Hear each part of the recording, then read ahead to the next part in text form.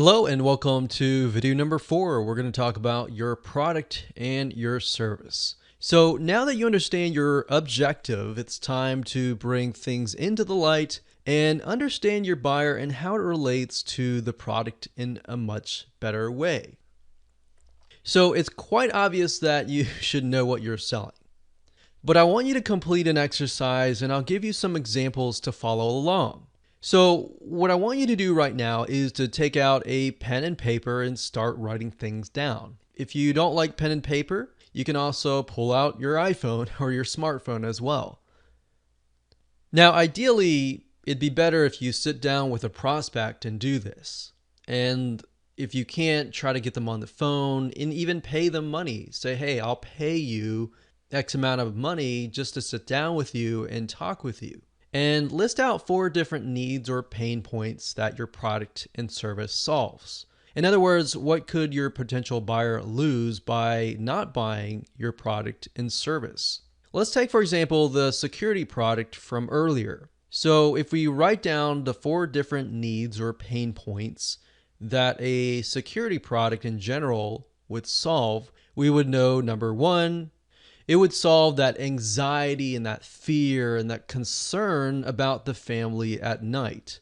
Concern about pets when they're away. Concern about family when they are on a trip or anyone that's away. Concerned about the house when they are away. So those are just 4 of the pain points that everybody most likely feels. Now, some people won't have pets. Some people won't have children. So that's why we try to cover as much as possible.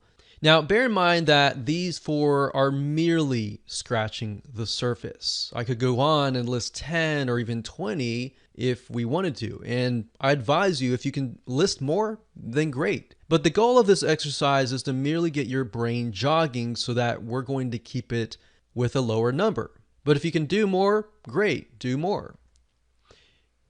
Now, what I want you to ask yourself is this question. How much time would they lose, and they being your customers, if they didn't have what you were selling? Well, if they didn't have a security product and they were concerned with all these items, you already know that they have fear, they have anxiety that's probably keeping them up at night. They would probably have to keep checking the house. They would have to ask their neighbors to keep an eye out on it. They would lose sleep at night because of that anxiety, that worry of what could potentially happen. Now, obviously, it would change if we take a look at the father, the single woman, and the elderly couple. Based on those 3, those could change in a variety of ways. So the father, if he's away on a trip, obviously he's going to be concerned about his family at home. If the single woman's away and she has a pet, she's obviously going to be concerned about the pet, right? So it can be different still in different ways.